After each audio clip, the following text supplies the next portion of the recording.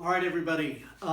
Today is our next installment of the 7 days of creation. It's the first day of creation, part 3. We're going to be talking now about time. And time is a difficult concept to get our heads around. And there's 3 different ways of measuring. And they're based upon the type of beings that are being measured. So let me talk about what these 3 units of measurement are going to be. Or methods of measurement. We will have eternity. We're going to talk about eternity. We're going to talk about a concept many of you don't know about called aviternity. And then another concept called time. Okay, that's what we're familiar with. When we talk about time, we're usually familiar about this. These other 2 are a little difficult to get our heads around. So to try to visualize this idea of time outside of time, like aviternity and eternity, I'm going to use some analogous measurement tools we use to measure space or things in our own universe, and then try to extrapolate from that onto what these other things actually look like, or how they're experienced by the beings that they measure. So eternity, I'm going to use as a unit of kind of a measuring tool to represent how to measure eternity, will be the level, okay? So that can be what we can imagine how we would measure eternity. The cup, the measuring cup, is going to be the method of measurement analogously of aviternity. And then time, which we're most familiar with as human beings, we're going to use the ruler, okay, to be the analogous measurement tool of time in our universe. Okay, so let's get started. What is eternity? We'll work from the top down. Eternity is changeless, beginningless, endless, and timeless. Okay? Eternity measures permanent beings. Those are beings with no beginning and no end. Okay? As opposed to measuring time, time measures temporary beings. Temporary beings are beings which have a beginning and an end, okay? So, eternity measures beings with no beginning and no end, okay? And I like to use the analogy of the level, right? So, if you were to say, how many years are in eternity, or how many days are in eternity, or how many months are in eternity, that makes absolutely no sense, right? Because it's a different measuring tool than time, okay? So, like, if you were to take a level and you were to say, okay, using the level, how many inches is this line? So the level doesn't measure that, right? The level doesn't measure feet. The level doesn't measure yards, right? The level measures something completely different, right? It measures whether something is level or not, okay? So, if you try to use eternity to measure time, you're mixing concepts, okay? You're mixing tools that aren't supposed to be mixed. So eternity is not just an endless succession of days. It's not an endless succession of months or years. Eternity measures something completely different. Eternity measures permanent beings. Time measures temporary beings. Now, there's only one being who is permanent, okay? We call that being who is changeless, who is beginningless, who is endless, who is timeless. We call that being God. Only God can say, I am, right? Only God can say, I am existence itself, okay? So only God has no beginning and no end. Only God is eternal, okay? Good. And we can't use a ruler to measure God. It just doesn't work, right? We can't use time to measure God. Only this idea of eternity is that which can be applicable to God. Excellent. Okay, that was good. We got quite a ways through there. All right, so time, and we all know our universe time, how that works. Time is like a measuring, like a ruler, right? So we take our ruler and we measure 12 inches, right? Then we would say, okay, 6 inches is right about here.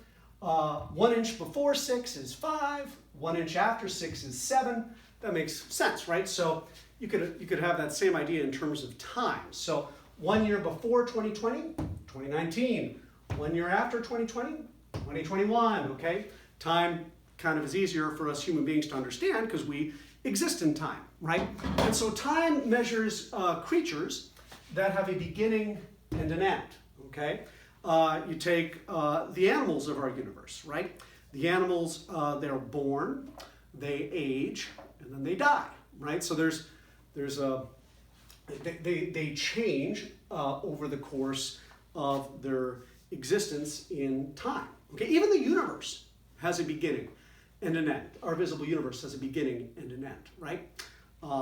So that's also something that happens within time. Now, here's the part where it's going to get really tough to understand. In between eternity and time, there's an in-between state, okay? It's called aveternity. Right? A lot of folks haven't heard about this, but it's in the Summa. So in aveternity, it measures beings which have a beginning but no end, okay? You see how that's in between, eternity and time. It has a beginning but no end, unlike our universe. It has a beginning and no end. So what are some of those beings that are aveternal? Angels and heaven itself, right? Because heaven was created. So heaven had a beginning, but heaven has no end, right? The angels have a beginning, but the angels have no end, right? We got to understand how angels work a little bit to understand aveternity. So bear with me here. Angels, they don't reproduce with each other, right? Angels don't get pregnant. Angels don't give birth to children, okay? Angels do not grow. Angels do not age. Angels do not die, okay? Angels are not temporary beings, right? They are aveternal beings, okay? They have a beginning but no end, all right? So you would never see an angel with a watch or with a clock or with a calendar, right? Because those units of measurement have absolutely nothing to do with their reality in heaven. Okay, they got no sun, they got no moon, they got no stars, so they don't need any calendar, right? They don't need any clocks, they don't need any watches. So angels are peculiar in that way compared to us. However, angels are also different than God in that angels are subject to change, okay? Now, it's true, angel never doesn't age, angel doesn't get sick, an angel cannot die, but the angels can become more intelligent, they can change in their affection, and an angel can change their place in accordance with their degree, okay? So, when St. Augustine was trying to understand the 7 days of creation, he says you got to understand it from the perspective of the angels, not the perspective of human beings, right? So you got to see the 7 days of creation in terms of aveternal time. So these 7 days aren't so much, they're not temporal, they're aveternal. So how does an angel experience the change that is described by a day in heaven? Okay, this is going to get tough, right? So, but bear with me. Remember I said aveternity can be described as a cup, okay? So, what is a day like for an angel in heaven? Okay, I'm just going to show you and then explain a little bit. Let's say this is the knowledge of God, all right? Imagine this is infinite, okay? But it's bigger, so that kind of helps. All right, so this is the infinite knowledge of God. It is being poured into an angel on the first day, right? So God tells the angel his word in the morning, and then over the course of the day, all the way until evening, okay, I hope you're seeing this, the cup is filled up.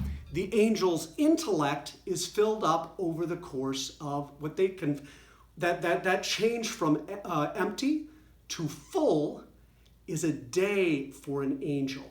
Okay, so that's the change that happens for an angel. It's not a temporal change, it's a intellectual change, okay?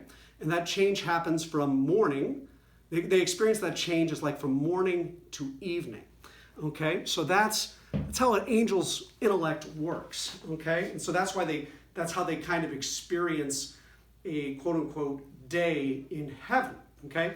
So they'll get the word of God in the morning, right? They'll say, let there be light. And you're like, okay, this is very interesting, light. And then over the course of that quote unquote day, as their intellects are being filled up, they know it according to the Word of God, and then they know that created reality in its proper nature by evening. This is why they'll talk about in Genesis morning and evening, and it'll talk about those phenomenon happening in the first day. And you'll see this over and over again. As each day happens, there's a growth from morning knowledge to evening knowledge of the angels, right? The morning being the Word, and the evening knowing the thing in its proper nature. This is tough to understand. I get it, because we're not angels, right? So this is hard. But the important thing to recognize is days for angels are, the change measured in terms of a day is the increase in knowledge, not the movement in time, okay? If you can get that, you're starting to think like an angel, which is important because that's the way, it's from the perspective of the angels that we get Genesis, right? Not from our perspective. From our perspective, the universe came into being over 13 to 15 billion years. But from the perspective of the angels, it happened in 7 days, okay? Days for angels, because these days are outside of time. Yeah, I know, this is tough to get our heads around, okay? You gotta think like an angel, though, in order to understand Genesis, which means you have to experience, or imagine experiencing time as an angel, in a way different than we experience time here in our universe. For you NASA physicists out there who work at Goddard, right, think of this as a transcendental theory of relativity, okay? And then just run with it and see how that works for you. So anyway, we covered a lot here in terms of time. If you got to rewatch this, I get it. That's totally fine.